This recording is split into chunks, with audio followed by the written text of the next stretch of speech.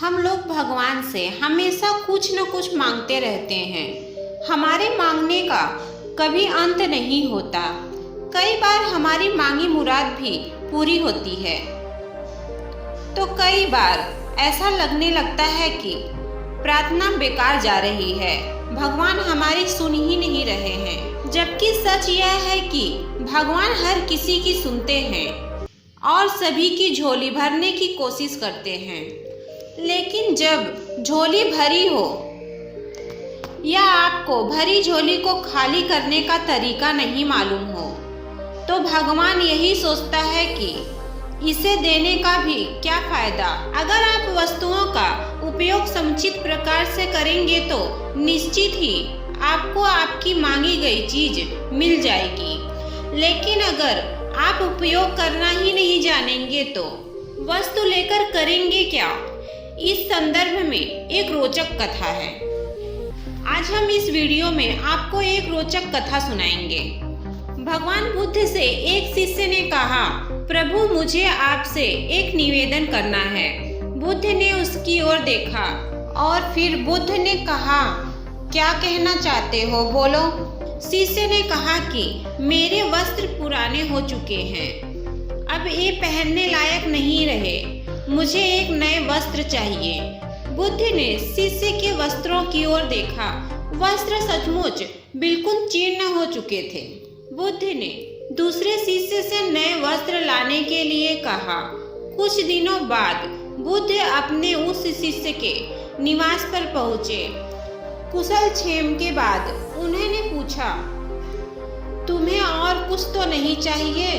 शिष्य ने कहा कि मैं इन वस्त्रों में बिल्कुल आराम से हूँ, मुझे और कुछ नहीं चाहिए। अब बुद्ध और शिष्य का संवाद शुरू हुआ, जो इस प्रकार था। बुद्ध देव ने कहा, अब जबकि तुम्हारे पास एक नए वस्त्र हैं, तो तुमने पुराने वस्त्रों का क्या किया। शिष्य ने कहा, मैं अब उसे ओढ़ता हूँ। बुद्ध बोले, ओढ़ने के पुराने वस्त्रों का क्या किया। शिष्य ने कहा, जी मैं उसे खिड़की पर लगा दिया हूँ। बुद्ध ने कहा, तो क्या तुमने पुराने पर्दों को फेंक दिया।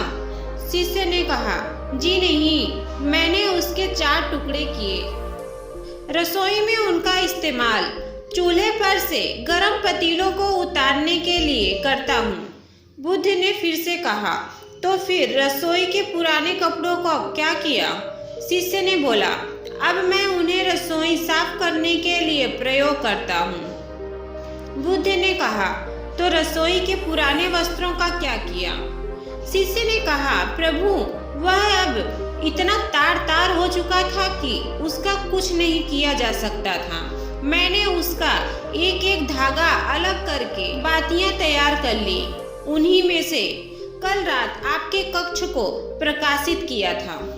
बुद्ध शिष्य के इन उत्तरों से संतुष्ट हो गए। वे प्रसन्न थे कि उनका शिष्य वस्तुओं को बर्बाद नहीं करता और उसमें समझ है कि उनका उपयोग किस तरह से किया जा सकता है। कथा सुनकर संत ने कहा कि इन दिनों जब प्राकृतिक संसाधन दिन प्रतिदिन कम होते जा रहे हैं, तो हमें कोशिश करनी चाहिए कि चीजों को बर्बाद ना करें और अपने छोटे छोटे प्रयत्नों से इस धरती को सुरक्षित बनाए रखें।